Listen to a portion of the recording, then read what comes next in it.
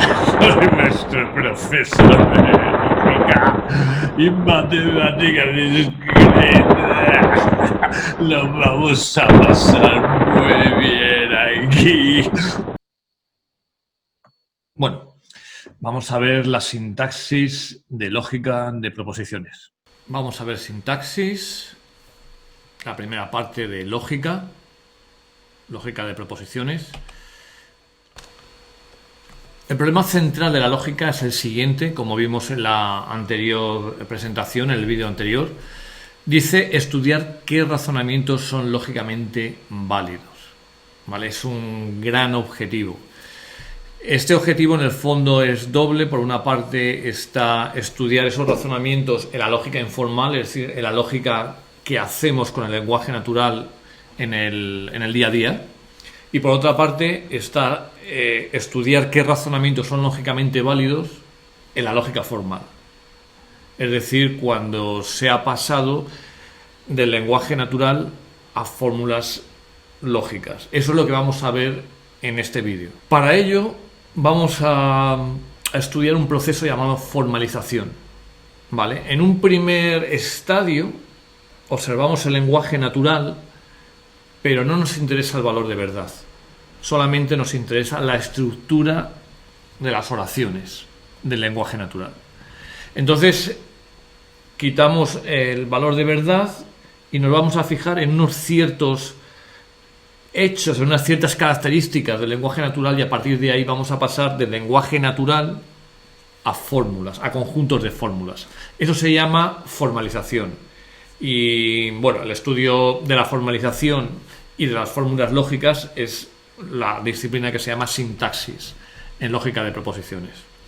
Vamos a empezar con la siguiente definición, la definición de enunciado. Un enunciado es toda frase declarativa o informativa que tiene significado completo y para la cual se puede determinar si es verdadera o falsa. Esto de determinar si es verdadera o falsa en realidad va a ser necesario para la segunda parte, para la semántica, no ahora, pero lo incluimos por esa razón. Entonces, aquí tenemos unas cuantas frases, ese es el ejercicio 1.3.2, y hay que indicar por qué no son enunciados. Estas frases son: esta frase es falsa, ¿por qué estoy aquí? Ojalá lo supiera. Entonces, bueno, primero vamos a ver una clasificación de las oraciones. Pueden ser dubitativas, exclamativas, interrogativas, desiderativas, exhortativas, declarativas o enunciativas, que estas son las que nos interesan a nosotros. Dentro de esa categoría vemos que la frase anterior, esta frase es falsa, es verdad que es una frase enunciativa, declarativa, sin embargo no puedo determinar su valor de verdad. ¿Por qué? Si supongo que la frase es cierta, entonces pues esa frase es falsa y entonces sería una contradicción. Pero si supongo que la frase es falsa, entonces la frase resulta ser cierta. Y entonces tengo otra contradicción y así estoy en un razonamiento circular en que no sé si la frase es cierta o falsa. Por lo tanto, no puedo determinar su valor de verdad y por tanto no es un enunciado. ¿Por qué estoy aquí? No es una oración declarativa, es una oración interrogativa. En realidad lo que ocurre aquí es que la lógica se encarga de saber si los razonamientos son correctos o no, pero los razonamientos se hacen con oraciones informativas. Es el lenguaje argumentativo y por tanto una pregunta no tiene sentido dentro de un razonamiento. Quizás como una pregunta retórica sí, pero lo que es para el propio argumento no. Y ojalá lo supiera es sencillamente una oración desiderativa que expresa un deseo pero no un hecho. Siguiente definición, 1.3.3. Definición trampa, ahora veremos por qué. Dice: los enunciados se clasifican en enunciados simples o atómicos y enunciados compuestos o moleculares. Definición: los enunciados simples no contienen otros enunciados dentro de ellos. Vale. Y los enunciados que no son simples son compuestos. Escribí esta definición aposta, con la ambigüedad que tiene, para ahora preguntar al alumno en realidad, ¿cómo se podría definir un enunciado simple y un enunciado compuesto? Que es el problema 1, 3, 4. Bueno, si miras estas frases aquí, de acuerdo, te pide que las revises, que las examines, que las estudies y veas en función de eso cómo definir qué es un enunciado simple y uno compuesto. El único enunciado simple que hay es el 4. Fue capaz de coger el autobús a tiempo. Si observamos los siguientes enunciados, los otros, lo que vemos es que cada enunciado son todos compuestos y cada enunciado contiene un predicado, un verbo principal. Y luego las oraciones están unidas por conjunciones, por palabras especiales. Vamos a generalizar esto. Esto es lo que acabo de decir y la generalización viene aquí. Las conjunciones pueden ser coordinantes o subordinantes. Las coordinantes unen oraciones que tienen el mismo valor. Es decir, que cada oración, si la considero por separado, va a seguir teniendo sentido. Entonces, las conjunciones coordinantes son copulativas, y, ni y similares, distributivas, o bien, ya sea, etc. Adversativas, dadas por conjunciones como pero, aunque, más, sino y similares. Y luego tenemos las subordinantes en que hay dos oraciones, una es principal, tiene sentido por sí misma, y la otra es subordinada, tiene sentido en función de la primera. Y las oraciones subordinantes son muchas más, son todas estas: causales, cuando indican causa, comparativas, completivas, concesivas, consecutivas, cuando expresan una consecuencia de la oración principal, estas nos van a interesar, condicionales, seguimos, finales, hilativas, estas son importantes para nosotros, para la lógica, son cuando expresan una consecuencia lógica de la oración principal, y temporales, cuando permiten ubicar la acción de la oración principal en el tiempo. Entonces nos van a interesar las oraciones coordinantes y luego las subordinantes para las que se pueda determinar su valor de verdad, que típicamente van a ser causales, consecutivas, condicionales e hilativas. Bien, con esto tenemos una definición muy precisa de enunciado simple y enunciado compuesto. Vamos a seguir con unas cuantas definiciones, ¿vale?, para construir lo que son las fórmulas de lógica de proposiciones. Empezamos con la variable proposicional. Cada enunciado atómico se va a representar por una variable proposicional, normalmente letra minúscula del final del alfabeto.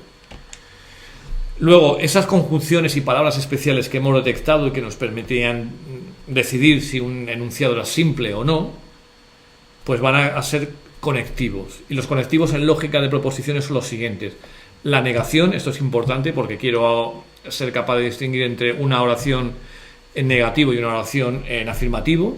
La conjunción lógica, para la conjunción y coordinante, la disyunción, la implicación, que va a formalizar las relaciones causa y efecto entre oraciones, y la doble implicación. La doble implicación, que significa A implica B y B implica A, como ya veremos más adelante. Aquí tenemos una tabla donde se dan los principales enunciados en lenguaje natural y cómo se transforman en fórmulas. Eso se ve en la tercera columna desde la izquierda. En la primera columna tenemos el nombre del conectivo, en la segunda el símbolo, luego la fórmula y luego un típico enunciado en lenguaje natural de esas fórmulas. Tenemos este problema, donde hay dos enunciados. Está lloviendo, enunciado independiente, lo formalizamos con P, y hace frío con Q. Y ahora queremos que todas estas oraciones se formalicen con fórmulas de proposición. Aquí las tenemos. Está lloviendo y hace frío, pues claramente esto es una copulativa, P y Q. Está lloviendo pero no hace frío, P y no Q.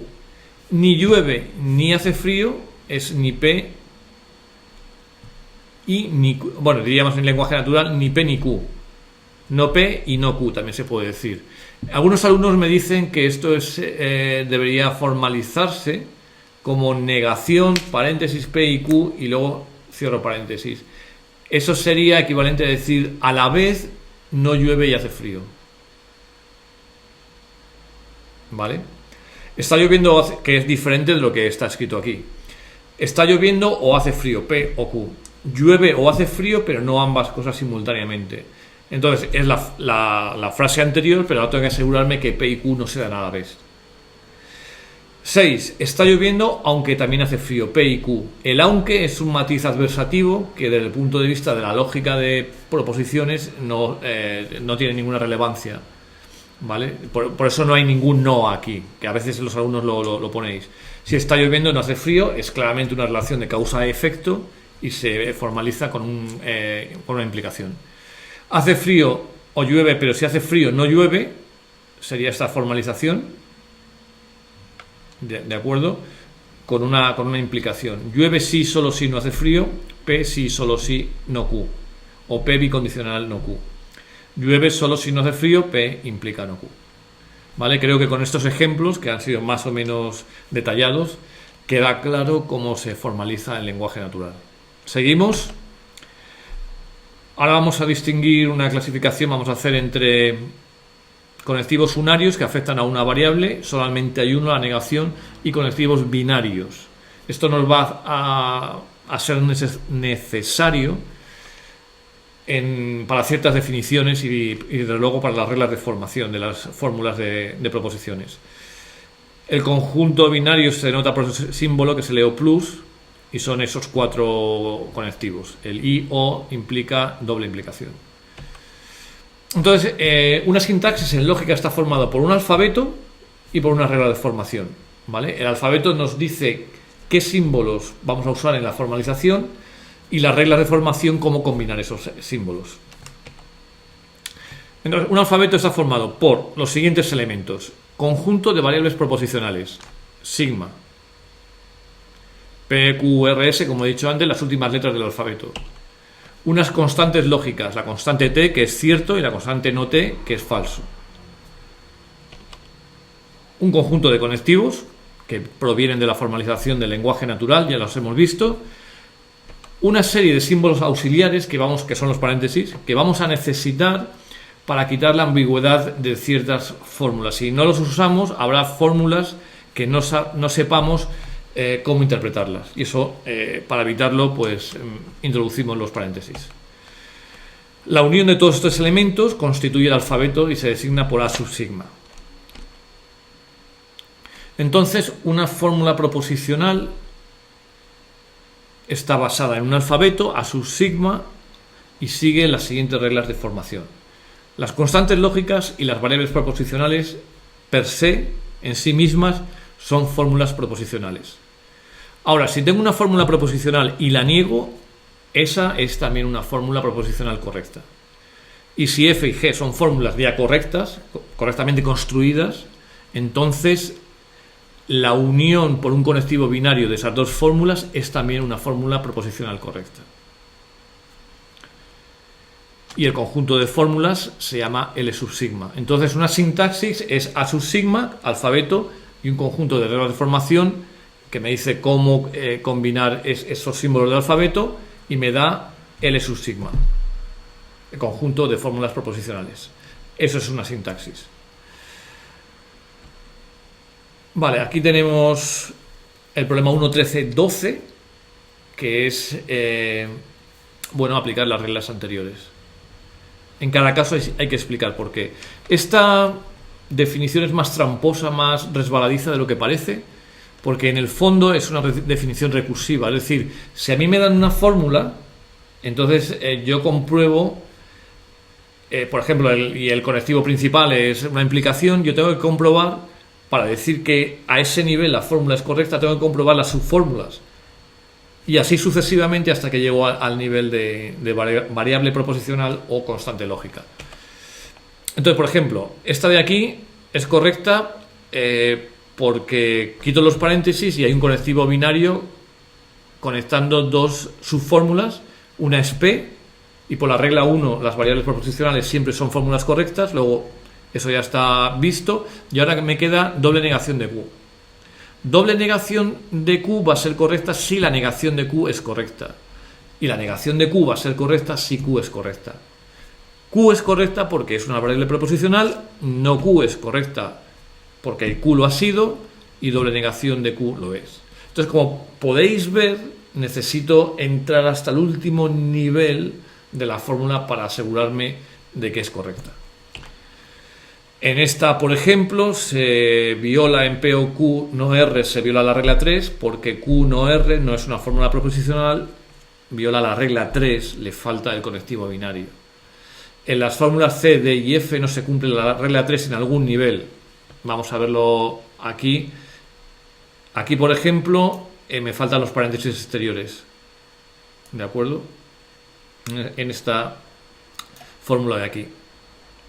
Y entonces no está delimitado quién es el conectivo principal.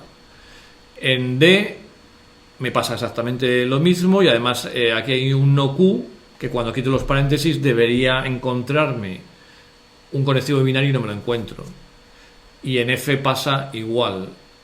Me faltan unos paréntesis exteriores para saber cuál es el conectivo binario. Una definición más, una fórmula se dice que es literal si es una variable proposicional o una variable proposicional negada. Esta definición es bastante sencilla. Vale, aquí tenemos un problema que es típico de los que pongo, es debería darte una definición, pero en lugar de eso te pongo un problema para que tú la pienses. Entonces, por ejemplo, si tengo la fórmula negación de P implica Q, todo ello entre paréntesis, claramente el conectivo más importante, llamamos principal, es la negación. Si tenemos la fórmula P y Q, entonces claramente el conectivo principal es I.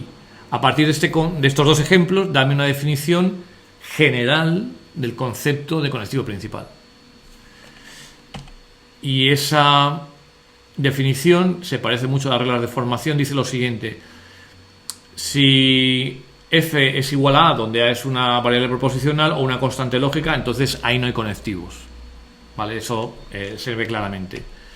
Ahora, si F es de la forma negación de G, para cierta fórmula correcta G, entonces el conectivo principal va a ser la negación, y cuando tenga F, G, conectivo binario H, para ciertas fórmulas G y H,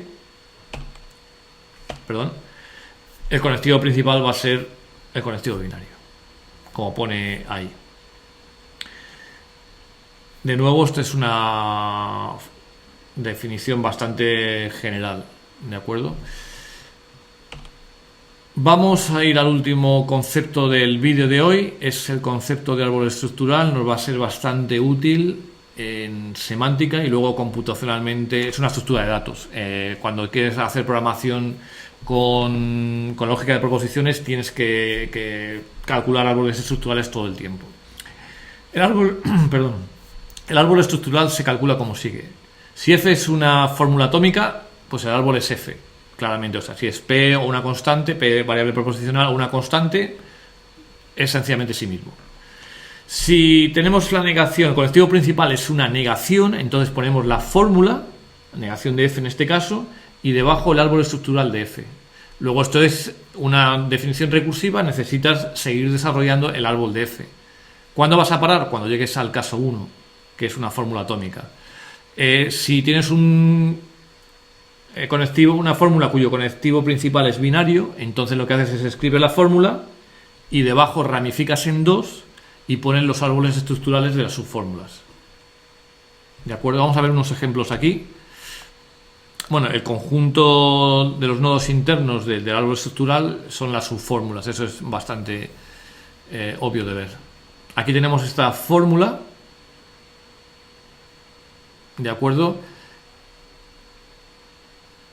Esta fórmula es correcta porque hemos introducido el convenio de precedencia y entonces la implicación es más importante que el I y por tanto estamos hablando de que el conectivo principal es la implicación. Entonces aplicaría la anterior fórmula y diría: ramifícame esa fórmula, escríbela primero y luego pon 2 ramas y pon las fórmulas correspondientes, pero ahora tienes que desarrollarlas. No P. Bueno, voy a desarrollar primero el I, se va a quedar en P si solo si Q y no Q, porque ahora el conectivo principal es la I. y luego P si solo si Q diría P y Q, y no Q iría a Q, y no P iría a P. Perdón. Y este sería el árbol estructural. Claramente los nodos del árbol son las subfórmulas, incluido la propia fórmula. Aquí me he saltado una cosa, debía haber puesto paréntesis porque en la siguiente transparencia voy a hablar del convenio de precedencia y lo estoy aplicando ya en esta fórmula, y aquí puede pensar que aquí le faltan los paréntesis. En este punto es verdad que me faltaban los paréntesis, ahora se va a entender cuando vea el convenio de precedencia. Con las reglas de formación que hemos puesto, pues la verdad es que hay muchos paréntesis, la notación se hace farragosa, y entonces una idea para simplificarla es meter una jerarquía entre conectivos. Asignamos jerarquía 1 a la negación, jerarquía 2 a la disyunción y la conjunción, y jerarquía 3 a la implicación y a la doble implicación. Entonces esto nos permite simplificar los paréntesis de la siguiente manera. En una fórmula cuyo conectivo principal es binario, se pueden quitar los paréntesis exteriores. En el caso en el que haya dos o más conectivos que puedan ser el conectivo principal, se toma el de mayor jerarquía. Y si hay dos que tengan la misma jerarquía, necesitas poner el paréntesis. ¿Vale? Por eso aquí, no le haya puesto paréntesis. ¿Por qué? Porque la jerarquía de la I es 2 y en cambio la jerarquía de la implicación es 3. Y entonces se sabe que el de mayor jerarquía va a ser el conectivo principal. Bueno, pues esto ha sido todo hasta aquí, amigos. Seguimos aprendiendo.